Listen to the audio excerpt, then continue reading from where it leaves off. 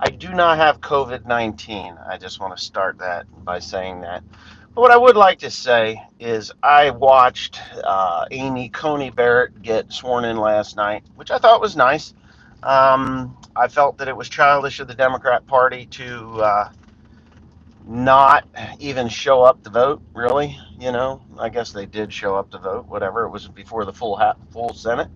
Um, Anyway, Amy Coney Barrett is a fully qualified, very impressive woman, and I don't see the problem or why there's even the mention of a problem in on the other side of the aisle or the Democrat Party's side of the aisle.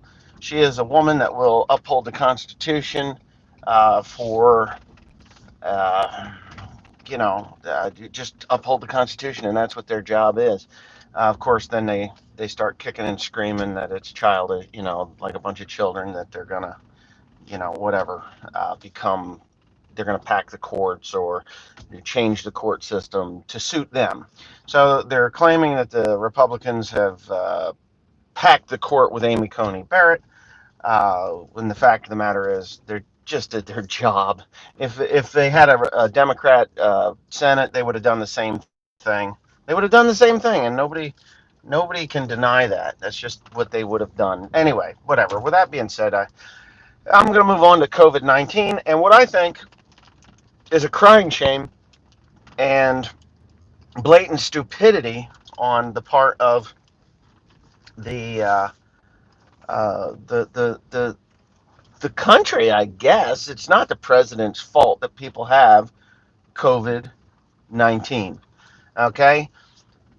I hear that I see this that they're blaming the president over and over and over again because of COVID 19. It's his fault. It's only his fault. It can only be his fault because he's the president. Well, let me tell you something. I don't see the president going out and saying and infecting people with COVID-19. It's called being an American. If you want to show up at a rally where there's thousands of people to support the president, that is your own personal choice, and that's called freedom. It's called freedom. All right. So now the people around you, they have made the same exact choice that you did to go and do what you feel is it's all another form of the flu. Yes, I understand that. People are dying, though. Yes, people are dying, but it is not the president's fault. It's just people being people. Uh, Life here in Hunterdon County, New Jersey, has resumed like there is no pandemic, there is no problems, and the president hasn't even come to New Jersey. Okay, he hasn't come here. The crazy thing is, people are infecting other people, not the president. The president went into isolation until he was clear. Yes, he holds rallies, and people are free to go to these rallies and do what they want to do. And if somebody has COVID and they spread it around, then whether they know it or don't know it, if they know it, then it's wrong. But if they don't know it and they spread it, it is not. It is still not the president's fault. Uh, this thing is going to it is going to go away. It isn't going to like go away. We are just going to learn to live and deal with it. And the people that are susceptible to death from it are going to die until the vaccine. Maybe the vaccine will kill us. I don't know. Maybe the vaccine will give us cancer in 10 years. We don't know.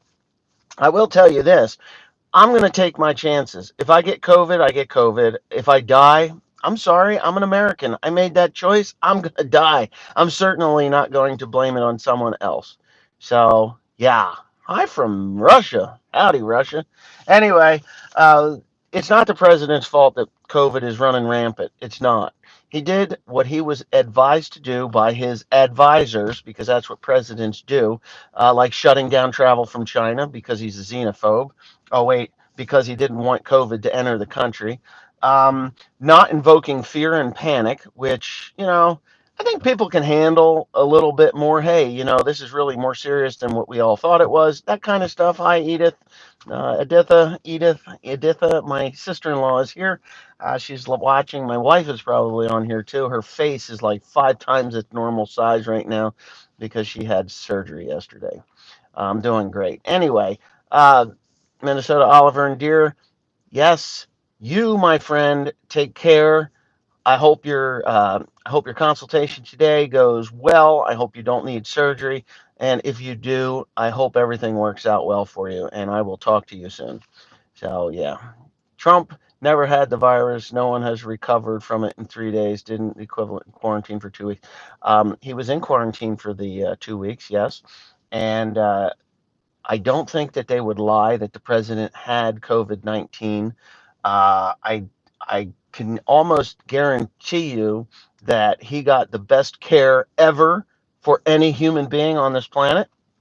He got better care than what I or you would have gotten.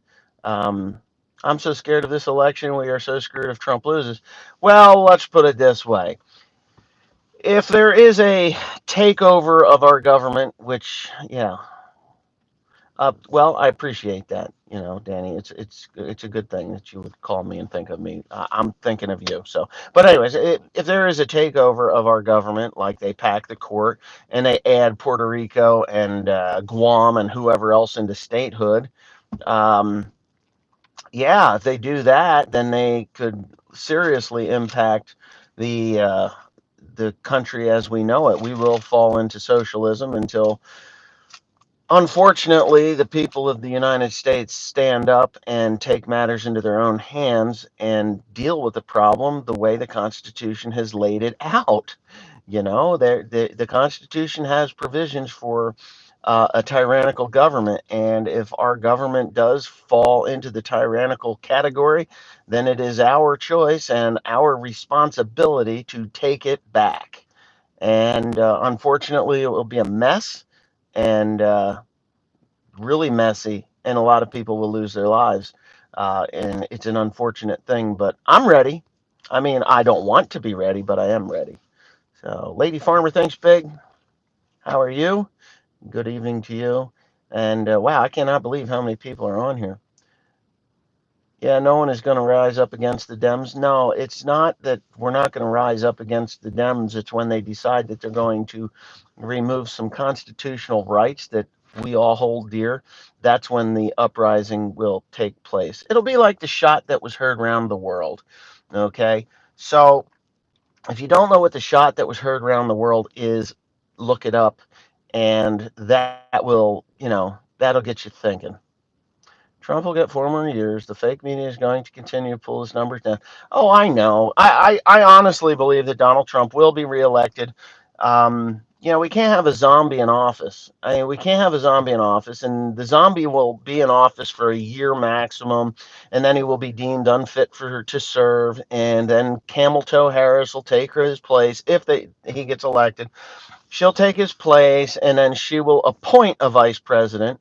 There won't be a running mate or an elected official. It'll just be her appointed. And that is the beginnings of a dictatorship.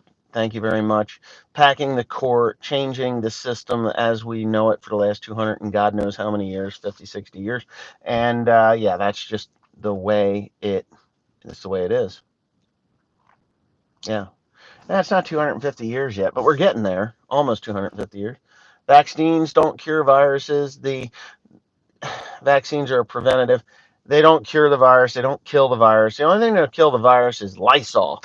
I mean, you see this? This here, I take this and I squirt it onto my mask. That stupid mask I gotta wear when I go into a store. When I get out of the store, I wash my hands with this. It's basically pure alcohol, and then I squirt the mask that I was wearing with it, just because I don't want COVID. I don't want to kill my parents with it, but that's just the way it is, and that could very. My father's compromised, so there you go. I know I just got here. What's the topic for today? COVID-19. I think that was the title. But anyway, it's a face dipper. Yeah, the mask is really stupid. My honest opinion is that it will protect the person that you're speaking to. If I've got COVID and I'm talking, it'll prevent spittle or whatever from flying out of my mouth and hitting them and causing them to have COVID-19. But for the most part, it's like a condom with a hole in it, right? You put the condom on, the pleasure's not quite there. and it's got a hole in it anyway. So maybe it'll work, maybe it won't work, kind of a thing. That's what a mask is. It's a condom with a hole in it. That's all.